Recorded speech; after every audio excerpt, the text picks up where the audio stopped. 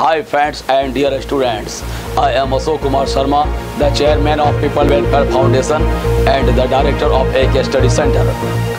Today I am going to describe The Road Not Taken. Is written by Robert Frost. Robert Frost is an American poet. And this topic is pertaining to class 9 poet step by step. Let's see. थोड़ा सा हिंदी भी हम इस topic को clear करते करते हम लोग बोलेंगे कि हम लोग जो टॉपिक क्लास 9 बिहाइव का CBSE, this topic is very important for students who are having the interest in poet literature and improving their skills in language. Actually what is the problem before the students? Understanding poet and differentiating between prose and poem.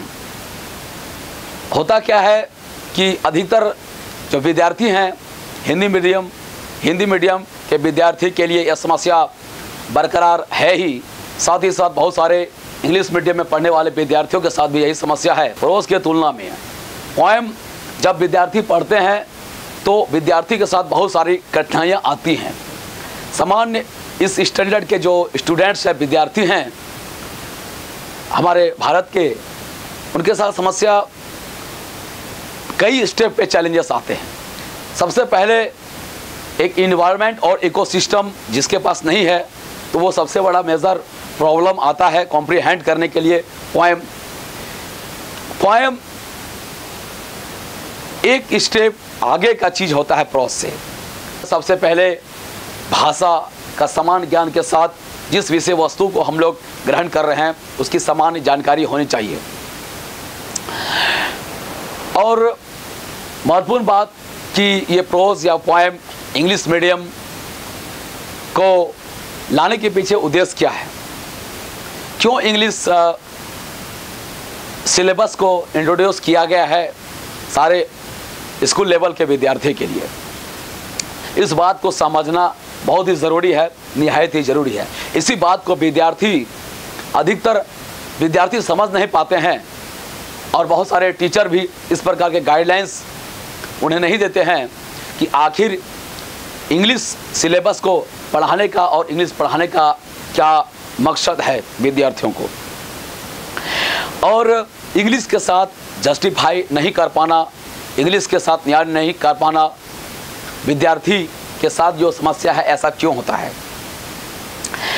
इसलिए होता है कि सर्वसाधारण विद्यार्थी इस चीज़ को समझ नहीं पाते हैं कि इंग्लिश का दायरा जो विषय वस्तु क्लास 9, 10 स्टैंडर्ड का होता है, आखिर उसका स्टैंडर्ड क्या है. सामान्यतः ऐसा बता दिया जाता है बहुत सारे स्कूल टीचर के द्वारा और बहुत सारे कोचिंग क्लास देने वालों के द्वारा भी और बहुत सारे गुरुओं और बहुत सारे बाबा लोगों के द्वारा, बहुत सारा फैकल्टीज़ के द्वारा कि 9 और 10 का इंग्लिश बहुत आसान होता है. ये बात सही है, ये आसान होता है, बहुत आसान होता है. आसान उनके लिए बहुत ज़्यादा होता है जो इसमें सहज हैं,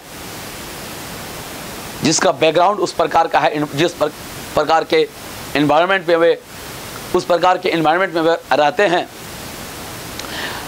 और लंबे समय से उन्होंने उस पर काम किया है, डेवलप किया है, उनके लिए आसान है. समस्या है कि विषय वस्तु को टुकड़ों में, छोटे छोटे सेगमेंट में, चैप्टर वाइज विद्यार्थी देखते हैं. विद्यार्थी जो टॉपिक्स है उस टॉपिक्स को दूसरे विषय वस्तु से, दूसरे टॉपिक्स के साथ, या कहें कि हमारे इस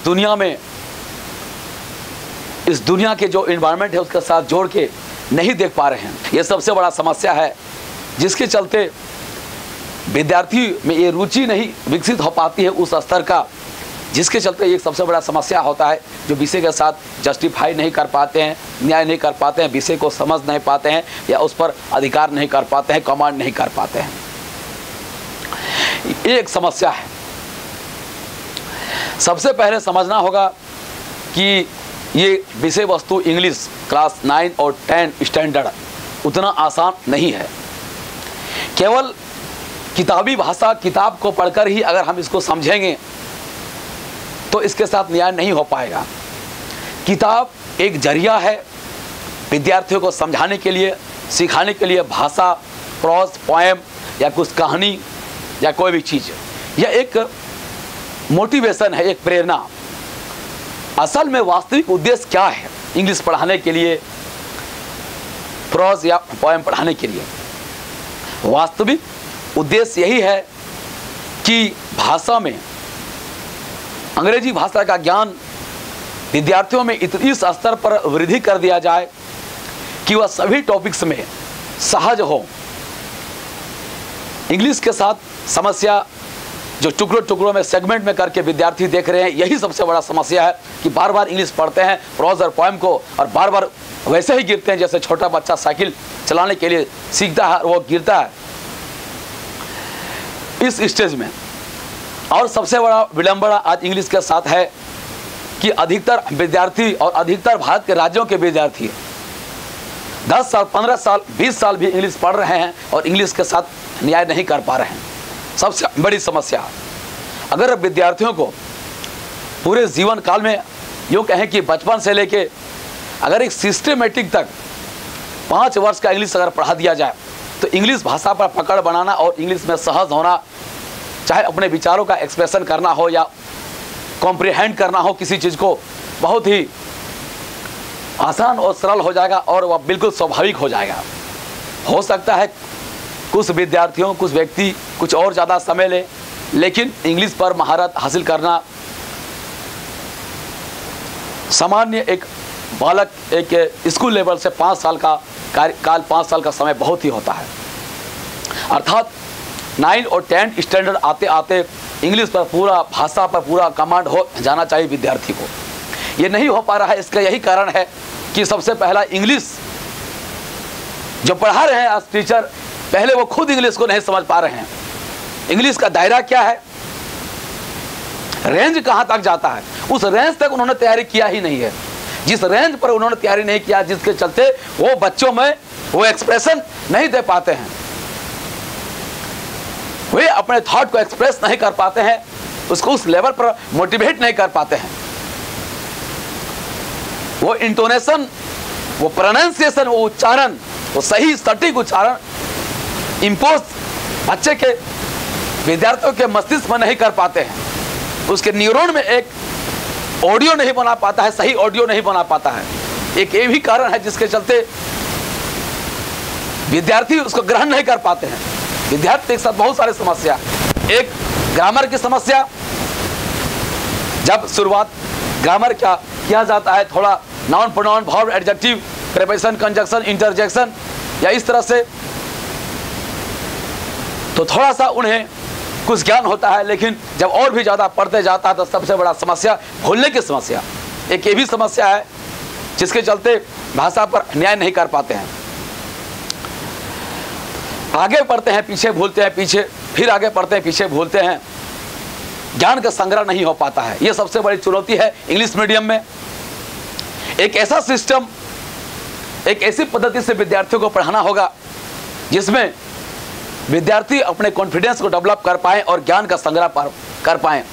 आज जो दुनिया का विकसित देश है, चाहे अमेरिका है, यूरोपियन कंट्रीज हैं, चाइना है, जापान है, वहाँ पर इस पर काम किया जा रहा है। पहले उसको समझाया जा रहा है कि किस तरह से जो है, किस तरह से इस दिमाग को यूटिलाइज किया जा सकता है। ये दिमाग, ये सुपर पावर माइंड जो स्टूडेंट, जो हर व्यक्ति को मिला है, everybody has these types of the super power of brain and everybody can utilize these types of the brain and everybody can enhance this capacity of memorizing, remembering and recalling and having the management all types of the data and information and concept and everything inside of the brain. Everybody can express this and you can have also this, and also you have these types of the capacity and these types of the superpower if you can understand. So this is the problem before learning and having command over the English language. This problem. तो language का ही problem नहीं है, बहुत सारा problem है। यूँ कहें कि दृष्टिकोण, ओरिएंटेशन, रेंज, उस रेंज से बच्चे में एक्सप्रेस नहीं किया जाता है। जो कारण है, सबसे बड़ा बाधा है इंग्लिश को न समझ पाना, इंग्लिश को जस्टिफाई नहीं कर पाना।